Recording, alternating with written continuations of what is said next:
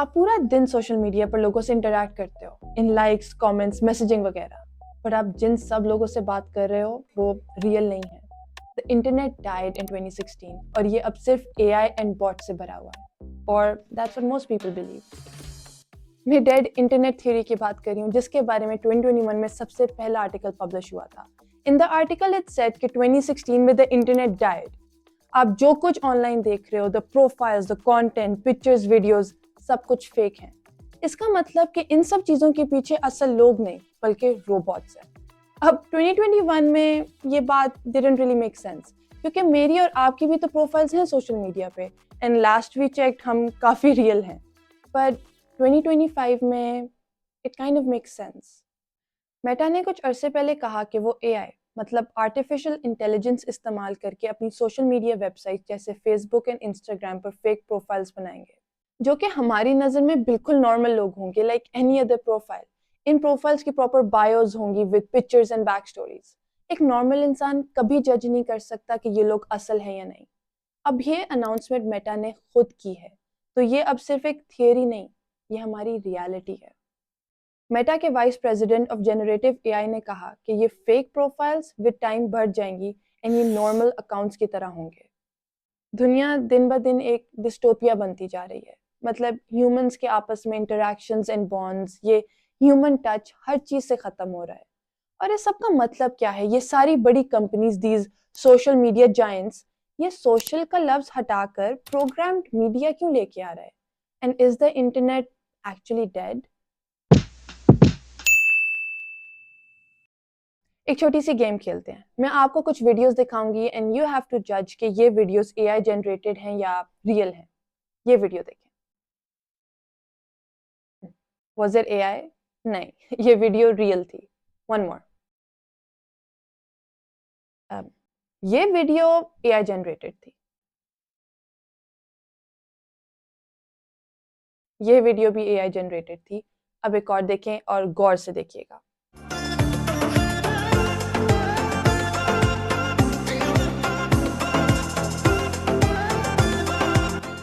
I wonder ये वाली real है या नहीं?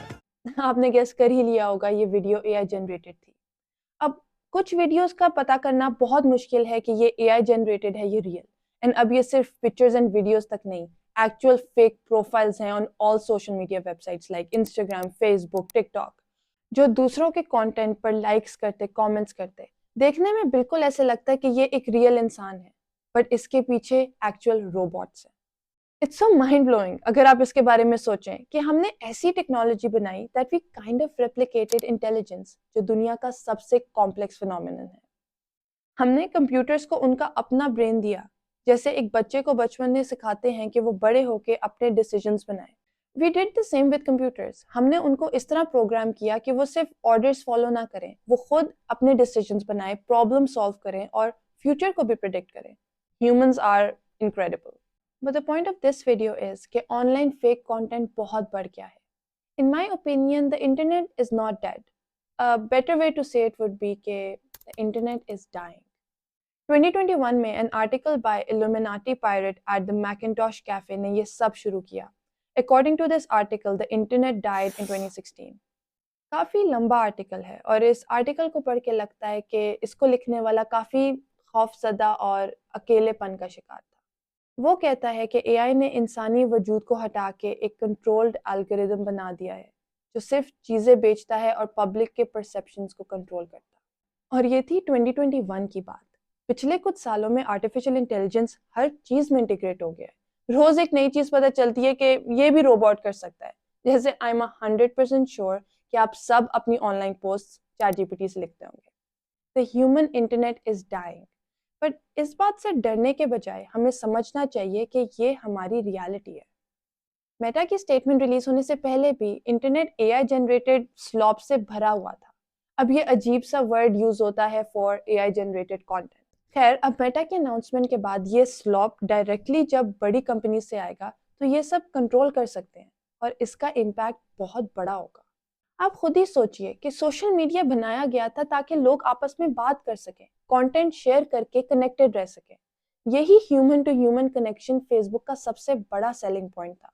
और अब फेसबुक मेटा खुद ही कह रहा है कि वो फेक प्रोफाइल्स बनाएगा जो बिल्कुल नॉर्मल लोगों की तरह इंटरैक्ट करेंगे। अब ये फेक प्रोफाइल्स की वजह से ह्यूमन कनेक्शंस बिल्कुल बदल नहीं जाएंगे। और अब आपको यही नहीं पता कि आप कमेंट्स में जिनसे लड़ रहे हो वो आगे से ह्यूमन है भी या नहीं। जैसे एक एआई प्रोफाइल थी कॉल्ड लिव। इसकी बायो में लिखा था proud black queer mama of two and truth teller. आपको मैं याद करा दूं कि ये रियल इंसान नहीं है। इस प्रोफाइल पर बहुत पिक्चर्स थी, एक फैमिली की एट क्रिसमस एंड बीच पर खेलते हुए।